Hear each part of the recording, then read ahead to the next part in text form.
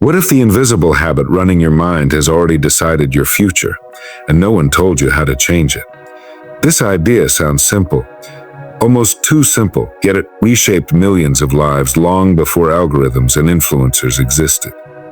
Decades ago, a quiet philosophy spread through a single audio message and refused to fade. At its core is a principle that feels obvious only after you truly see it. The direction of your life follows the direction of your thinking.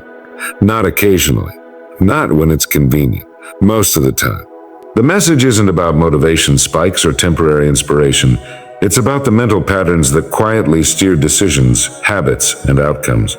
Whether a person thrives or struggles, according to this philosophy, is rarely random. So why do so many people feel stuck? Because most never choose where they're going.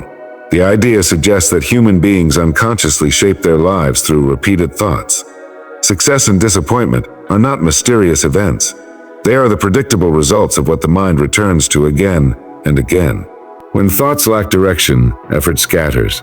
Many people move through life reacting instead of deciding. They wake up, respond to demands, chase comfort, and repeat the cycle. Without a chosen destination, movement alone doesn't create progress. It creates motion without meaning. This leads to a striking observation: the majority drift.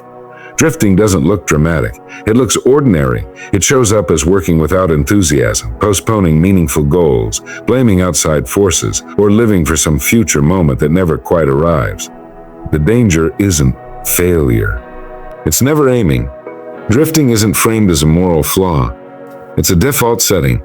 Without intention, people follow routines, expectations, and fears.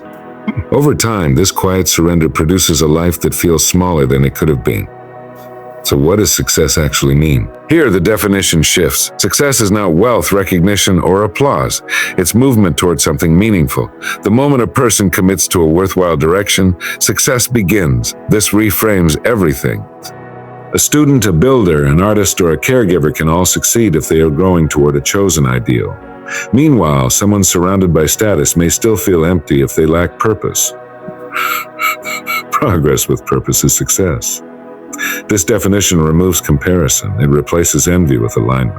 It turns success into a personal process instead of a public scoreboard. But intention alone isn't enough. The mind needs precision. A vague wish has no power. The philosophy insists on clarity. What do you want? By when? And who must you become to earn it? Without specifics, the mind wanders. With them, it organizes effort automatically. Once a clear target exists, perception changes. Opportunities stand out. Ideas connect.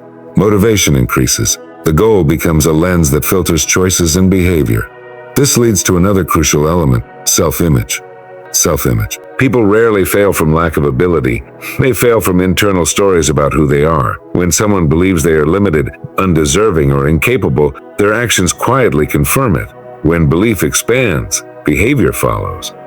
The encouraging truth is that beliefs are learned, and they can be replaced. The mind accepts what it's repeatedly given. Thoughts that repeat become habits.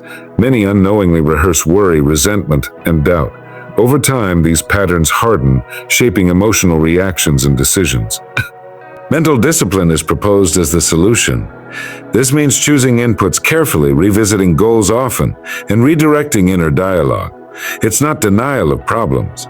It's choosing constructive interpretation over destructive rumination. Attitude becomes a deciding force. Two people can face identical circumstances and experience opposite outcomes based on interpretation.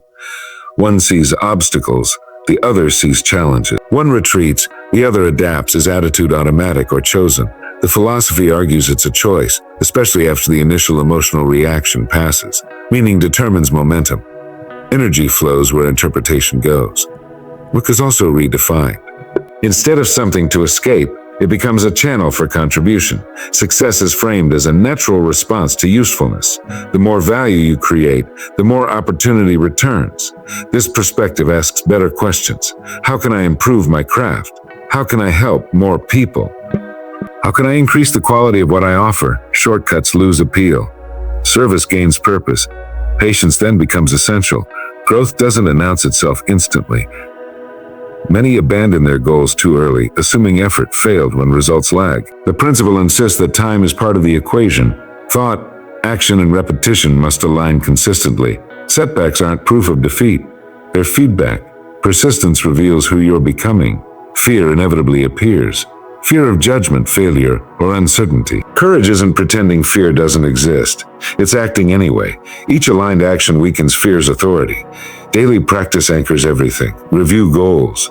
Visualize outcomes. Feed the mind constructive material. Watch internal language. These actions condition the mind gradually, like training a muscle. Consistency matters more than intensity. At the foundation lies responsibility. Accepting ownership of thoughts and direction can feel uncomfortable. Yet it's freeing. If change is possible, then control exists.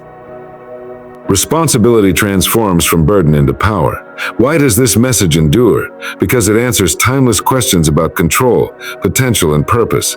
It doesn't promise ease. It offers agency. Your focus becomes your future. In the end, this philosophy isn't mysterious. It's quietly active in every life. The difference is awareness. Those who choose intention over drift step into growth. If this perspective challenged you, take a moment to like the video and support Winds of Thought.